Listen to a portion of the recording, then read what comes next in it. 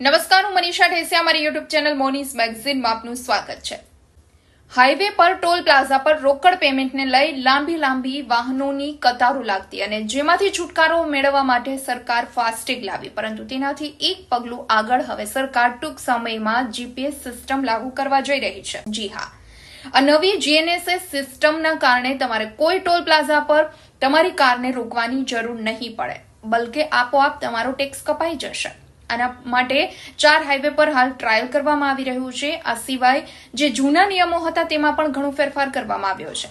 તો આજે સમજીએ શું છે આ નવી જીએનએસએસ સિસ્ટમ, કેવી રીતે કામ કરશે અને તેનાથી લોકોને કેટલો ફાયદો થશે. સરકાર હવે ગ્લોબલ નેવિગેશન સેટેલાઇટ સિસ્ટમ લાવી છે. આ નવી જીએનએસએસ સિસ્ટમ સેટેલાઇટ પર આધારિત છે અને જીપીએસ દ્વારા તે કામ કરશે અને જીપીએસ દ્વારા જ સીધો ટોલ તમારા ખાતામાંથી કપાઈ જશે. જે વાહનમાં જીએનએસએસ સિસ્ટમ લગાવવામાં આવી હશે તે વાહનને કોઈ જ ટોલ પ્લાઝા પર ઊભું નહીં રહેવું પડે.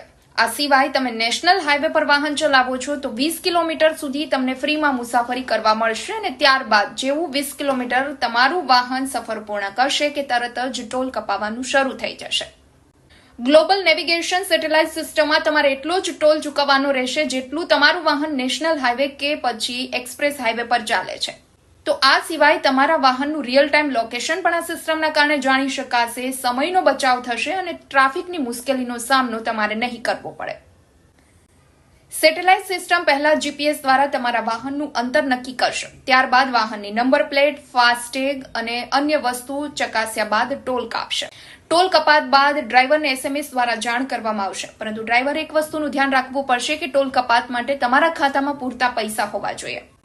હાલ આ નવી સિસ્ટમ માત્ર કોમર્શિયલ વાહનો માટે છે અને ત્યારબાદ ખાનગી વાહનોનો પણ તેમાં સમાવેશ કરવામાં આવે તેવી અપેક્ષા છે. હવે જ્યારે આ નવી સિસ્ટમની વાત થઈ રહી છે ત્યારે આપણને સવાલ એ પણ થાય કે તો પછી ફાસ્ટેગનું શું થશે? ફાસ્ટેગ બંધ થઈ જશે? પરંતુ આ સવાલનો જવાબ છે ના. ફાસ્ટેગને હજુ સમાપ્ત થતા વાર લાગશે. નવી સિસ્ટમની રજૂઆત બાદ પણ હાઇબ્રિડ સિસ્ટમ ચાલુ રહેશે. ટેક્સ વસૂલાત માટે ટોલ પ્લાઝા પર લાગુ કરવામાં આવેલ ફાસ્ટેગ સિસ્ટમ રેડિયો ફ્રીક્વન્સીની આઈડેન્ટિફિકેશન ટેગ પર કામ કરે છે, જે આપમેળે ટોલ વસૂલ કરે છે. ફાસ્ટેગ સેવા ટોલ પ્લાઝા પર લાગતો સમય ઘટાડવાના ઉદ્દેશ્યથી શરૂ કરવામાં આવી હતી અને હવે જીએનએસએસ અપડેટેડ પગલું આ દિશામાં છે. મહત્વનું છે કે આ સુવિધા શરૂઆતમાં જૂન 2025 સુધીમાં 2000 કિલોમીટરને આવરી લેશે અને ત્યારબાદ સેટેલાઇટ આધારિત આ નવી સિસ્ટમને ધીમે ધીમે વિસ્તૃત કરવામાં આવશે.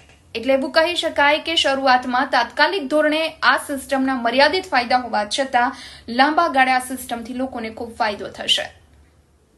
વિડીયો પસંદ આવ્યો હોય તો લાઇક એન્ડ શેર કરવાનું ભૂલશો નહીં. ખાસ ચેનલને સબસ્ક્રાઇબ કરી લેશો. નવા વિડીયોમાં જલ્દી મળીશું.